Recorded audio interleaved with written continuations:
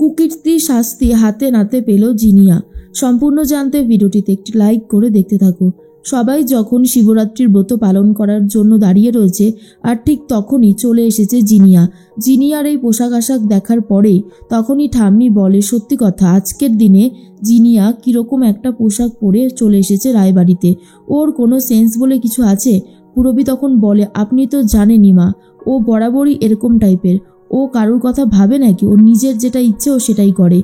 বাদ দিন তো, তার থেকে বরং আমরা যেরকমভাবে সব কিছু আয়োজন করেছি, আমরা বাকি কাজটাও তাড়াতাড়ি করে সেরে ফেলি। আর ঠিক তখনই ঠাম্মি বলে, ঠিক বলেছ। এদিকে শুভ তখন বলে, কি ব্যাপার জিনিয়া, হঠাৎ করে তুমি এলে? জিনিয়া তখন বলে, কেন শুভ, আমি কি আসতে পারি না? আর তাছাড়া আমাকে তো ইনভাইট করা হয়েছিল, তাই জন্যই আমি এসেছি। বাই দ্য ওয়ে, তোমাদের কি খাওয়া হয়ে গেছে? তখনই সেবন্তী বলে, না জিনিয়া, আজকে তো আমাদের উপোস। আজকে আমরা বাবার মাথায় জল ঢালবো, তারপরে বাড়িতে একটু নাচ গান হবে, একটা কম্পিটিশান আছে জানো তো। জিনিয়া তখন বলে, তাই নাকি মম? তাহলে তো খুব ভালোই হবে। তখনই শুভ ভাবে, আবার দেখো ঘটা করে মম বলা হচ্ছে। এই জিনিয়ার এই বাড়াবাড়িগুলো জাস্ট মেনে নেওয়া যায় না। ও যে আর কত বাড়াবাড়ি করবে তার কোনো ঠিক ঠিকানা নেই। অন্যদিকে মনে মনে একটা কথাই ভাবছিল ঋদ্ধি, এই জিনিয়া এসে যাওয়া মানেই শুভ কষ্ট পাবে। তখনই ডোনা বলে, আরে জিনিয়া, তুমি কখন এলে? তোমার জন্যই তো অপেক্ষা করছিলাম। তখনই জিনিয়া বলে, এই তো একটু আগেই এলাম আর কি। রঞ্জিনী বলে, ও দিদি ভাই, চলো আমরা গিয়ে জলটা ঢালি, না হলে কি করে হবে? তখন সেবন্তী বলে, হ্যাঁ, কিন্তু ঠাম্মি বলে, আজকে বরং শুভ জলটা আগে ঢালুক। যেহেতু শুভ সমস্ত ব্যবস্থা করেছে, তাই ওকে প্রথম চান্স দিলে আমার ভালো লাগবে। শুভ তখন বলে, ঠিক আছে ঠাম্মি, আমি বরং এগিয়ে যাই আর গিয়ে জলটা ঢালি।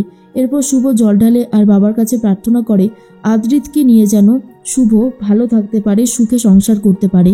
কারণ জিনিয়ার মতন মেয়ে যদি আদ্রিতের জীবনে আসে তাহলে শুভদের সম্পর্কটা ভেঙে যাবে, সেটা খুব ভালো মতনই বুঝে গেছিল শুভ।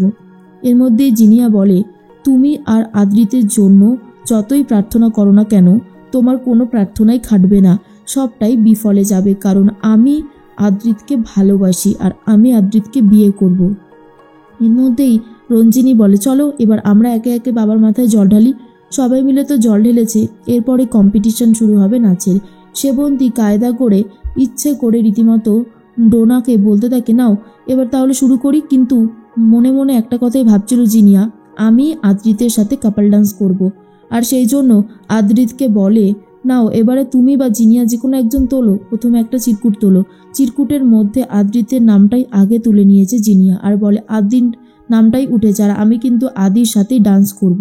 এটা শোনার পর তো শুভর অনেক বেশি খারাপ লাগে, কিন্তু তবুও শুভ কিছু করে উঠতে পারে না। আদ্রিত নাচ করতে শুরু করে দেয় জিনিয়ার সাথে। শুভ তখন বলে, আদ্রিত তো একবারও আমার দিকে তাকালো না, ও আমাকে এতটাই ভুল বুঝলো নাকি? এরপর জিনিয়া আর আদ্রিত নাচ করতে থাকে। জিনিয়া নাচ করতে করতে পড়ে যায় পা মুচকে। আর এটা দেখার পরে খুব কষ্ট পেয়ে গেছে সেবন্তী, আর বলে, জিনিয়া তোমার বুঝি খুবই লাগলো? দেখি দেখি। এরপর জিনিয়াকে ধরে তুলছে শুভ। আর এর মধ্যেই সেবন্তী বলে, সত্যি মেয়েটার যে কিভাবে চোট লেগে গেল। শুভ তখন বলে, বেশ হয়েছে, আদ্রিতের সাথে নাচ করার খুব শখ, তাই না? তখন ঠাম্মি বলে, শুভ আমরা ওকে দেখছি, তুই এক কাজ কর, তুই আদ্রিতের সাথে নাচ কর যা। তখনই শুভ বলে, না ঠাম্মি থাক না। ঠাম্মি বলে, কেন থাকবে? আজকে এই পুজোর দিনে যা, তোরা একটু হই হুল্লোড় মজা কর। এরপর জিনিয়াকে নিয়ে যাচ্ছে সেবন্তী, আর অন্যদিকে শুভর সাথে আবার নাচ করা শুরু করে দিচ্ছে আদ্রিত। সেবন্তী ভাবে, তাহলে আমিও বা বাদ যাই কেন?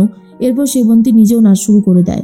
জিনিয়া এসব দেখার পর বলে, যতদিন না শুভকে আমি আদ্রিতের জীবন থেকে আর এই বাড়ি থেকে বার করতে পারছি, ততদিন যেন আমার কোনোভাবেই শান্তি হবে না। কিন্তু শুভও জিনিয়াকে ছাড়বে না বলে ঠিক করে।